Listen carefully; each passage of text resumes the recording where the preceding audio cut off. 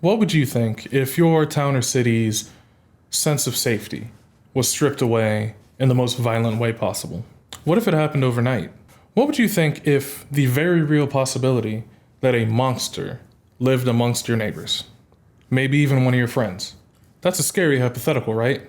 This exact scenario played out and is currently still playing out in the small town of Delphi, Indiana.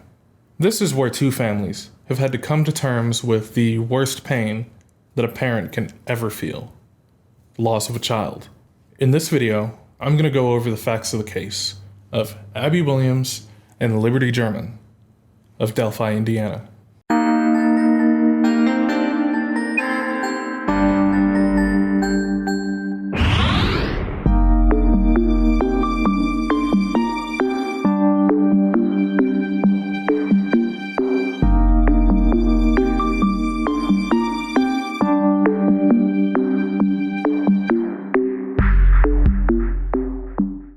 Starting off, Delphi is a city in Carroll County, Indiana. As of the 2021 census, Delphi, Indiana had a population of just under 3,000 people. You might not think much of the sleepy city if you're passing through on the way to or coming from a larger city, but this small city atmosphere really engendered a strong sense of community within its residents.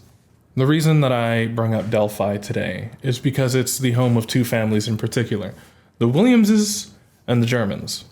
These families, the Williams and the Germans, prior to February of 2017, included Abby and Libby, respectively. Being from the same town, going to the same school, and being of around the same age, these girls were best friends. They did a lot of things together. They spent most of their free time together. Unfortunately, what they didn't know, what nobody really knew at the time, was that their lives were on a collision course with a cloud of darkness, so to speak. These girls, Abby and Libby, are of course the center point of the case that I'm talking about today, so let's get to know them. Abby Williams was born June 23rd, 2003, which made her 13 at the time. She was an 8th grader at the Delphi Community Middle School, where she played saxophone in the school's band and also played volleyball. Abby enjoyed reading, camping, swimming, outdoor activities, and she had an artistic side as well. Her friend Libby German, and the other girl involved in this case, was born on December 27th, 2002, which made her 14 at the time. She was one of Abby's classmates, also in 8th grade at the Delphi Community Middle School. She did volleyball as well. She played on the band. She played sax just like Abby. And they liked to spend time together. They were best friends. They were like this. So now that we know the who, let's talk about the what. This case takes place in 2017. And on February 13th of that year, which was a Monday, the girls had the day off from school. As I said before, both the girls loved outdoor activities. So they decided on their day off from school that they would take a trip to the park, the local park. They've got a lot of parks where I live, They've got trails that you can go and walk around, just be in nature and escape the city life, if you will, if that's what you want to do. And that's what the girls wanted to do. So utilizing their day off, they decided to go to the Monon High Bridge Trail near their town, near Delphi. The girls convinced Libby's older sister, Kelsey, to drop them off at the park, and then they would be picked up later in the day by Libby's father after they had their walk in the park, their outing, their nature time. So both girls were dropped off at Monon High Bridge Trail at 1:35 p.m. by Kelsey German. The girls would spend their time there doing exactly what they planned. They walked, they talked, they had fun. And, teenage girls, teenagers in general, they were on their phone. They were taking pictures and videos, Snapchatting their friends about all the fun things that they were doing and the good time that they were having in the park together. It is worth noting, however, that at 2:07 p.m., Libby posted a photo of Abby on her Snapchat story. This photo, unfortunately, was the last photo that was taken of either girl alive. When Libby's father arrived at the prearranged pickup time and location at 3:15 p.m., the girls were nowhere to be found. After he waited there for a little bit, thinking, maybe the girls are, they're out in the park, they're walking around, they might have lost track of time. After waiting for them for a little bit, a small search was started to try and find the girls. This search would turn out to be fruitless. They couldn't find any trace of where the girls might have gone, so at 5:30, the families decided to get the authorities involved and filed missing persons reports. The result of these reports was a full-scale search that was started along the Monon High Bridge Trail and the surrounding woods that same night. However, nothing was found that night. It wasn't until the next day, February 14th, Valentine's Day, that a discovery was made. Unfortunately, that discovery was not the one that everyone was hoping for. The body of 2 females had been found in the park just off the trail. The 2 bodies were later identified the next day to be those of Abby Williams and Libby German. This information was released in a press conference at 2:30 that following day, February 15th. The day after the bodies were discovered, but the same day that they were identified, police would release a photograph. The photograph showed a man that they believed to have been on or around the trail in the area at the time that the girls went missing. At this point in time, 6:50 p.m. on the 15th of February, 2017, the police just named the man as a person of interest that they were interested in interviewing. They just wanted to talk to him, ask him questions about what he may or may not have seen in that place around that time. 4 days later, on the 19th of February, the police would go on to name the man in the photo as their primary suspect. This announcement is followed a few days later by the release of an audio file that had been extracted from Libby's phone, which had also been found on the scene. If I'm able to get a hand on that audio file, it'll be right here.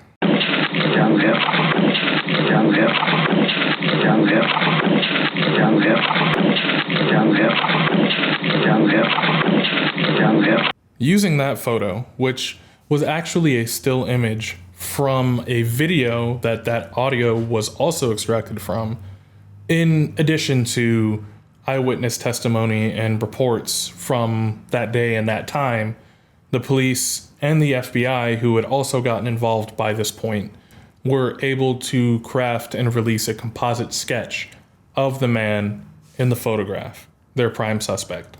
Moving forward to September 29th of that same year, investigators from Delphi went to Colorado to interview a man by the name of Daniel Nations in relation to the case. This interview was followed by his extradition to Indiana to face charges of failing to register as a sex offender. Throughout their investigation, however, Nations was eventually cleared of any wrongdoing in the Delphi, Indiana case of Abby and Libby. Confusingly, investigators released an updated composite sketch on April 22nd of 2019. This sketch showed a noticeably younger man, and it was accompanied by an age range of anywhere between 18 and 40 years of age. Another suspect that was on police's radar for this case was a man by the name of Keegan Kline. Keegan Kline ended up on police's radar because he had been communicating with Libby German. Keegan Kline was not a good guy. Police focused in on him because, like I said, he was in contact with Libby before she passed. Keegan was in contact with her because he was the kind of person that used catfish and fake social media accounts in order to get close to underage girls. Once he got close to these girls, he would try to extort or exploit sexually explicit images and content from them. He was that kind of person. Through a total investigation of Keegan Kline, he was eventually charged with 30 felonies. 30. However, none of those felonies had anything to do with the passing of the 2 girls on the Monon High Bridge Trail. One other notable suspect is a man by the name of James Brian Chadwell. Chadwell was brought to the attention of the police through a tip at their tip line after he was charged with attacking a 9-year-old girl in an unrelated incident. Finally, however, after 5 years of sorting through thousands of tips and following up on hundreds of leads, on October 28th, 2022, after 5 long years, police finally made an arrest in the case. The man that they had arrested would eventually be identified through jail records as 50-year-old Richard Allen. Not a lot is known, at least to me, of Richard Allen before this whole thing blew up. 1 month later, on November 29th of 2022, the judge in the case unsealed the probable cause affidavit. This probable cause affidavit is basically what it sounds like. It's the probable cause that the police have in order to place somebody under arrest, in order to get warrants for like search warrants and stuff like that, in order to go through the person's belongings and stuff. They can't just do that. They have to have a judge sign off on it. And what happened was on November 29th, the judge unsealed it so that the public and the media could see what the police used to arrest Richard Allen. This action by the judge revealed a lot of information that was previously not known to the public, like the fact that, there was an unspent round found on the scene by the girls that investigators were able to trace back to a firearm that was owned by Richard Allen. During a hearing on June 15th, 2023, so that's June 15th of last year, the prosecution in the case came forward with a confession from Richard Allen. Prosecutor Nick McClelland came forward and said that Richard Allen had confessed 5 or 6 different times, separate times, to the murders of Abby Williams and Libby German. These confessions were reportedly recorded during phone calls between Allen and his wife and his mother during his time in jail. Now, it's common knowledge, really. I've never been to jail. I've never been in a jail, but even I know that it's common knowledge that any incoming or outgoing call that is made or received while you are in jail, prison, any kind of confinement like that by the state, these calls are recorded. It's common knowledge. However, Allen's defense attorneys argue that these quote-unquote false confessions can be attributed to his deteriorating mental state. What do you think? I personally think that they're grasping at straws. You can't really refute that. Nobody forced him to do that. In fact, in one of the calls, when he started talking about it to his wife, she abruptly hung up the phone because she probably understood that they were recording the calls.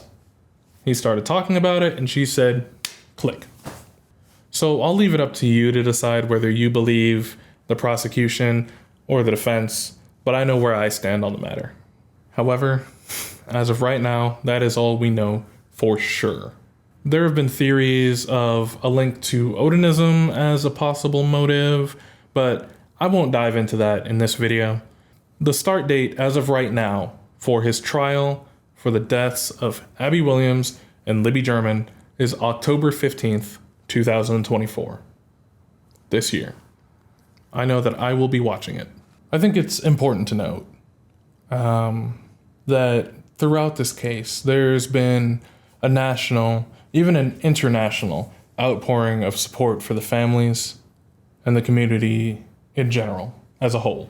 Delphi Daughters, the untold story of Abby and Libby, was released to the public, was aired on April 27th, 2017, and it showed the families sitting down for an interview for the first time. This was followed by an appearance of both families on the Dr. Phil show on December 13th of that same year, 2017. On that episode of Dr. Phil, they sat down and reviewed all of the facts that were publicly available at the time. As far as the community, On October 9th, 2021, the Abby and Libby Memorial Park and softball field was opened in their honor. If I can track them down, links to Delphi Daughters, the interview, and their interview on the Dr. Phil show will be linked in the description down below.